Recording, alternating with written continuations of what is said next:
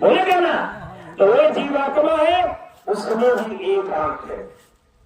अब दो आंख इस शरीर में, एक आंख तेरे जीवात्मा में, तीन हो गया है ना।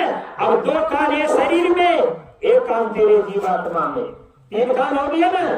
अब बाबा समझाते हैं कि हर मनुष्य व्यक्ति को, जितने भी मनुष्य जाति के हों, धर्म और मजहब से हमें लेना नहीं, मनुष्य से, मानवता से, हर व्यक्ति चाहे कोई भी धर्म समुदाय के व्यक्ति हो, हर मनुष्य शरीर में ये तीन की पहचान गुरु महाराज ने बताया कि दो आंख आपके शरीर का, एक आंख आपके जीवात्मा का, दो कान आपके शरीर का, एक कान आपके जीवात्मा का, दो नाक आपके शरीर का, एक नाक आपके जीवात्मा का। अब होता क्या है, हम ये शरीर में जो दो नाक है, हम यहाँ की गंदगी और धूल की खुशबू ले सकते, लेकिन शरीर में जो तीसरा नाक है वो उस परम पिता, उस सत्यलोक के देश का खुशबू का आनंद लेता है। इस शरीर में जो दो आंख है, हम ये संसार को देखते हैं, लेकिन तीसरा जो आंख है, जब संत महात्मा दया करके नामदान दे देते हैं, तो उस नामदान से, उस सुमरन भजन से इस आंख बंद करके उस जीवात्मा का जब आंख खुल जाता है, उस सतपुरुष का दर्शन दीदार होता है। हम जिस देश से आए हैं उस सतलोक का दर्शन होता है। ये महात्माओं की दया मेहर से होगी।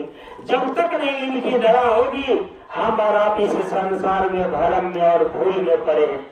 हमने इस आंख से जिसको भी अपना समझ रहा है, हकीकत में मेरे साथ देने वाला नहीं है।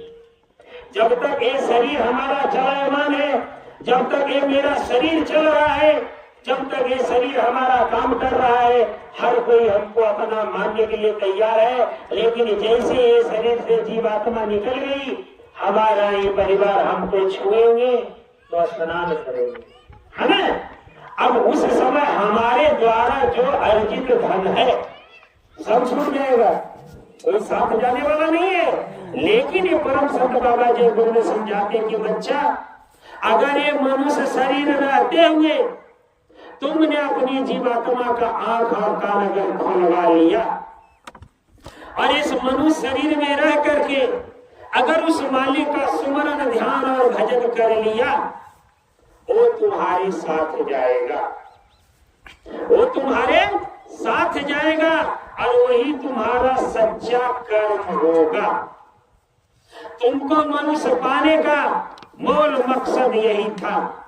ये संत महात्मा समझाते हैं कि मनुष्य को शरीर मिला और आपका पूंजी जो जोर था, पुण्य पुंज बिन मिले न संता, पुण्य रूपी पूंजी अर्जित का नतीजा हुआ कि आपको एक मनुष्य तन में संत महात्मा का दर्शन हो गया। और जब संत